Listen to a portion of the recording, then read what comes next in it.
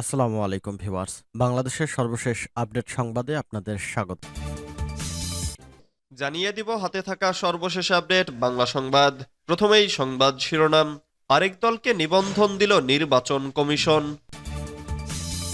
এরপর জানিয়ে দিব আদালত চত্বরে জয় বাংলা স্লোগান, যুবলীগ কর্মীকে বেধড়ক পিটুনি। এদিকে আওয়ামী লীগের লিফলেট বিতরণ আমার অধিকার বললেন শিক্ষা ক্যাডারের কর্মকর্তা। আরও জানিয়ে দিব সমালোচনার মুখে বইমেলা থেকে সরানো হলো সেই পোস্টার।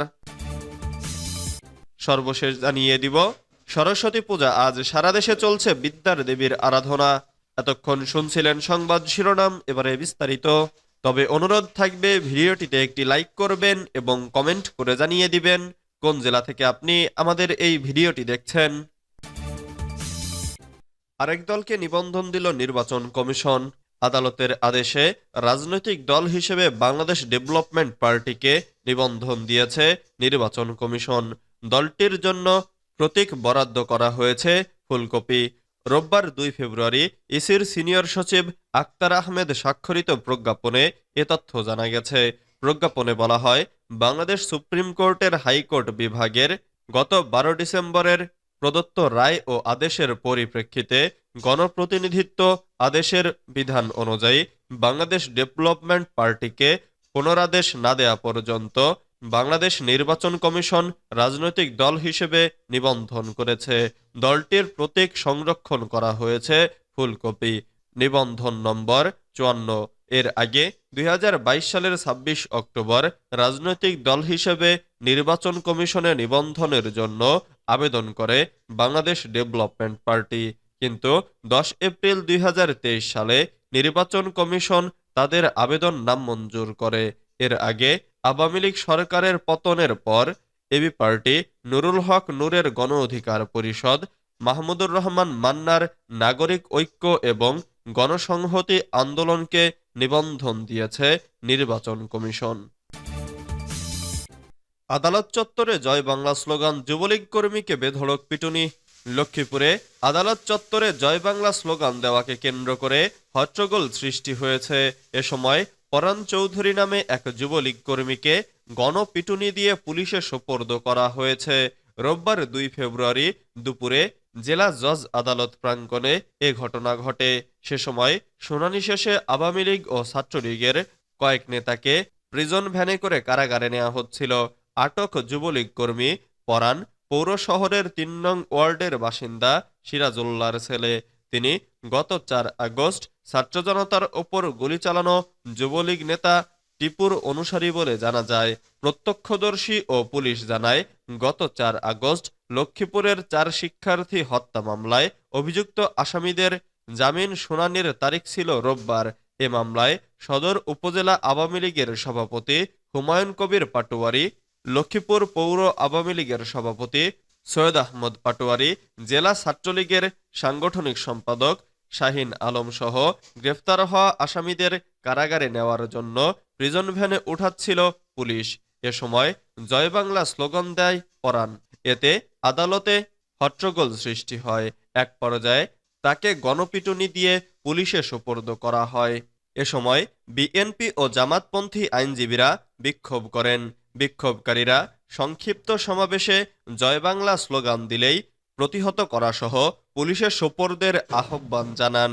এ সময় উপস্থিত ছিলেন জজ কোর্টের পিপি অ্যাডভোকেট আহমেদ ফেরদৌস মানিক, মহসিন কবির মুরাদ, মাহির আশহাব সহ আরো অনেকে। আওয়ামী লীগের লিফলেট বিতরণ আমার অধিকার বললেন শিক্ষা ক্যাডারের কর্মকর্তা। অন্তর্বর্তী সরকারের পদত্যাগ দাবিতে লিফলেট বিতরণ করেছেন লালমনিরহাটের পাটগ্রামের সরকারি জসমুদ্দিন কাজী আব্দুল গনি কলেজের ইংরেজি বিভাগের সহকারী অধ্যাপক মুকিব মিয়া। শনিবার ১ ফেব্রুয়ারি সকালে জাতীয় প্রেস ক্লাবের সামনে অন্তর্বর্তী সরকারের পদত্যাগ দাবিতে আওয়ামী লীগের লিফলেট বিতরণ করেন তিনি। ইংরেজি বিভাগের সহকারী অধ্যাপক মুকিব মিয়া বিসিএস শিক্ষা ক্যাডারের ৩১তম ব্যাচের কর্মকর্তা। ঢাকা বিশ্ববিদ্যালয়ের প্রাক্তন শিক্ষার্থী মুকিব মিয়া ছাত্রলীগের সোহাগ নাজমুল কমিটির গণশিক্ষা বিষয়ক সম্পাদক ছিলেন। মুকিব মিয়া নিজের ফেসবুকে লিফলেট বিতরণের ছবি পোস্ট করেন। এ নিয়ে অন্তত 13টি খবরও শেয়ার করেছেন। ফেসবুক প্রোফাইল ঘুরে দেখা গেছে মুকিব মিয়া ছাত্র জনতার অভ্যুত্থানে শেখ হাসিনার সমর্থক। গত 27 মার্চ প্রোফাইল ছবি হিসেবে আপলোড করা শেখ হাসিনার ছবিতে লেখা বিজয় আসবেই। চাকরিবিধি সামাজিক যোগাযোগ মাধ্যম ব্যবহারের নির্দেশনা অনুযায়ী সরকারি চাকরিজীবীর সামাজিক যোগাযোগ মাধ্যমে সরকারের সমালোচনা করার সুযোগ না থাকলেও ডক্টর মোহাম্মদ ইউনূস ও তার নেতৃত্বাধীন অন্তর্বর্তী সরকারের কড়া সমালোচক মুকিব মিয়া 5 আগস্টের পর লোভে পাপ পাপে ইউনূস বাহিনীর নির্যাতন নাৎসি হিটলারকেও হার মানায়। ইউনূসের নাৎসি বাহিনীর ছোবল থেকে রেহাই পেল না শিক্ষার্থীরা। বাংলাদেশকে গৃহযুদ্ধের দিকে ঠেলে দিতে মব সংস্কৃতি চালু করেছে অবৈধ ইউনূস সরকারের উপদেষ্টারা। জাতিকে প্রস্তুত করতে হবে, অরাজকতা রুখতে হবে, বিয়ে করতে প্রেম করতেও ট্যাক্স দিতে হবে ইউনূসকে, কারণ সে সুদী কারবারি। ইউনূস ঠেলা সামলা, জঙ্গি ইউনূসের দিন শেষ ইত্যাদি লেখা ফেসবুকে পোস্ট করেছেন তিনি। এসব লেখায় 2018 সালের সরকারি কর্মচারী বিধিমালার 3 খ ধারা অনুযায়ী আচরণ লঙ্ঘন উল্লেখ করে গত 20 জানুয়ারি শিক্ষা মন্ত্রণালয়ের মাধ্যমিক ও উচ্চশিক্ষা বিভাগ মুকিব মিয়ার বিরুদ্ধে বিভাগীয় মামলা করেছে। কেন তাকে চাকরি থেকে বরখাস্ত করা হবে না তা 10 দিনের মধ্যে জানাতে নোটিশ দিয়েছে। আত্মপক্ষ সমর্থনে তিনি ব্যক্তিগত শুনানিতে ইচ্ছুক কিনা তাও জানতে চাওয়া হয়েছে।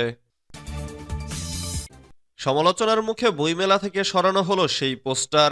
অমর 21 গ্রন্থমেলা উপলক্ষে 52 চেতনা 24 প্রেরণা স্লোগান লেখা পোস্টারটি টিএসসি থেকে দোয়েল চত্বর পর্যন্ত কয়েকটি জায়গায় লাগানো হয়। তবে পোস্টারটি নিয়ে ইতিহাস বিকৃতির অভিযোগ তোলেন অনেকে। শেষে সমালোচনার মুখে উপলক্ষে প্রদর্শিত একটি পোস্টার সরিয়ে নিয়েছে বাংলা একাডেমি কর্তৃপক্ষ। 52 ভাষা আন্দোলনের চেতনাকে উপস্থাপন করতে পোস্টারে যে ছবিটি ব্যবহার করা হয়েছে সেটি 1971 সালের 15 মার্চ কেন্দ্রীয় শহীদ মিনারে তোলা একটি সমাবেশের ছবি। শনিবার 1 ফেব্রুয়ারি বইমেলার উদ্বোধনের পর এই পোস্টারের ছবির মূল ছবিটি দিয়ে ইতিহাস বিকৃতির অভিযোগ তোলেন কেউ কেউ। এরপর পোস্টারটি সরিয়ে নিল বাংলা একাডেমি। তবে বাংলা একাডেমির দাবি পোস্টারটি তারা তৈরি করেনি, অন্য একটি পক্ষের করা এই পোস্টার নজরে আসার সঙ্গে সঙ্গে ব্যবস্থা নিয়েছে তারা। সরস্বতী পূজা আজ সারা দেশে চলছে বিদ্যার দেবীর আরাধনা। হিন্দু সম্প্রদায়ের অন্যতম ধর্মীয় উৎসব বিদ্যার ও ললিতকলার অধিষ্ঠাত্রী দেবী সরস্বতী পূজা আজ মর্তের ভক্তকুল শ্বেতশুভ্র কল্যাণময়ী দেবী সরস্বতীর আহ্বান করবে। ঢাকঢোল কাসর সংখ্যা ও উলুধ্বনিতে মুখরিত হয়ে উঠবে দেশের বিভিন্ন পূজামণ্ডপ। শাস্ত্রমতে প্রতিবছর মাঘ মাসের শুক্লপক্ষের পঞ্চমী তিথিতে শ্বেতশুভ্র কল্যাণময়ী বিদ্যাদেবীর বন্দনা করা হয়। ঐশ্বর্যদায়িনী, বুদ্ধিদায়িনী, জ্ঞানদায়িনী, সিদ্ধিদায়িনী, মোক্ষদায়িনী এবং শক্তির আধার হিসেবে সনাতন ধর্মাবলম্বীরা সরস্বতী দেবীর আরাধনা করেন।